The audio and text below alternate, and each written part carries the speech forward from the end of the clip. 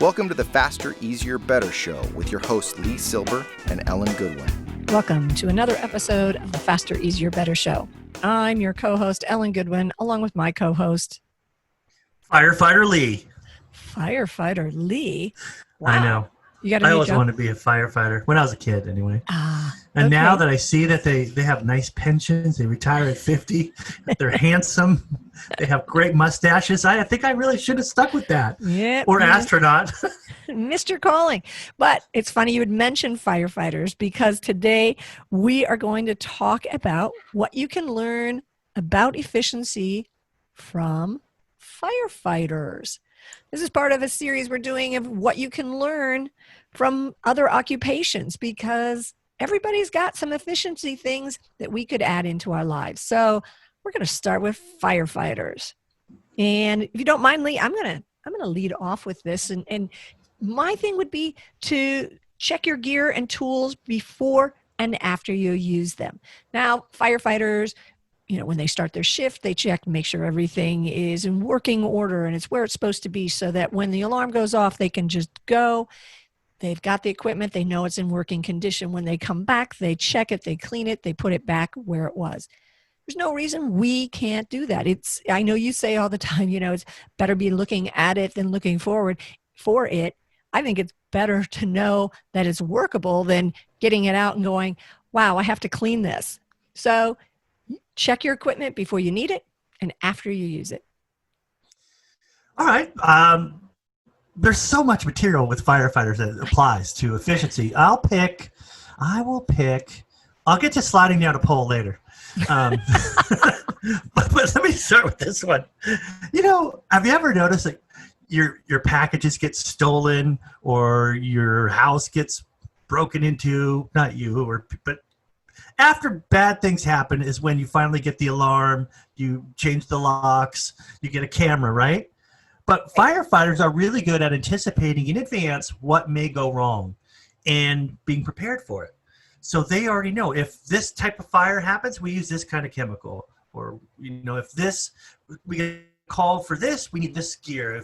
If we have this kind of a situation, we know what could go wrong and we're prepared for it. We should be the same way. We shouldn't wait until something tragic happens. I mean, it's hard. It's not fun to think about worst case scenarios, but sometimes the what if question, what if this happened? What if I came home and I found, my window open and my stuff gone? It'd be better to think about it in advance and do something about it because let's face it, losing your packages, getting stuff stolen, and anything bad that can happen is inefficient. So take the time to do something to prepare for the worst. I know it's a strange thing to say, but firefighters see the worst and they're ready for it. Absolutely. I think that's a great idea. So my next one would be have a system for stowing and storing your gear and follow through with it and do that all the time. I mean, think about it.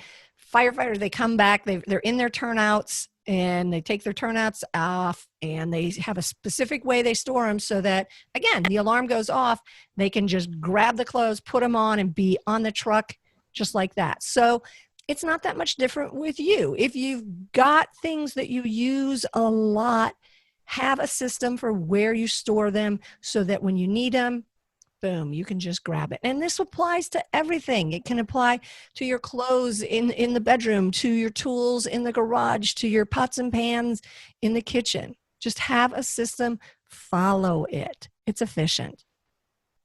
Ooh, I'm going to just kind of piggyback on that because that's kind of where I was going to go next is, I don't know if you've ever seen it where they actually just jump into their gear. Like literally they slide down the pole and then they just like land inside of their gear and then run off. That's because you put stuff where it's used, meaning if you're often doing that, then you would make it anything in your office or in your kitchen or wherever in your garage or whatever. If you use it all the time, it should be easy to get to. Should know how you work, know your style of work, know when you might need something, how you use it, and make it as super easy to get to. Instead of coming down the stairs, they slide down a pole. I love that. That's so like at some point someone's like, hey, what if we slid down a pole? It's like, cool. And every Let's do it. kid that goes to the fire department to visit will slide down that same pole. But anyway, it's just a matter of knowing that, whenever I get on the truck in this position, my helmet is right there. Instead of it, where's my helmet? It's always there. I know it's there. That's where I'm going to look for it. That's where I need it. Bam. Perfect. Bam. So, bam. So my last one would be prioritize your health, because think about it. Firefighters train in their downtime. Most of them have a requirement that they train for at least an hour during each shift. And during a fire is no time to find out that your core muscles are just not that good, and it really is hard to pull that hose up the ladder. Train and keep your body in good shape when you don't need it, so it's ready for when you do. Well, that was going to be mine. So now I'm stuck. No, I'm just kidding. I mean, yes, you rarely will call a firefighter. One guy shows up. I'm here. No. It's always a team of firefighters, right? I feel like we could be so much more efficient if we know what we do best, and we hire people or we team up with people that we our skills and our desire, our talents, and what we love to do are complementary, and we can help each other in the sense, like, I'm not interested in the nuances of recording a Zoom call. You are. And that's why I love you, because I can call you, hey, what happened to the recording I just did? I don't know where it is. I can't find it. But teaming up with others that are not exactly like you, but close enough that they can help you understand what you need and be there with ideas and advice that save you time and energy.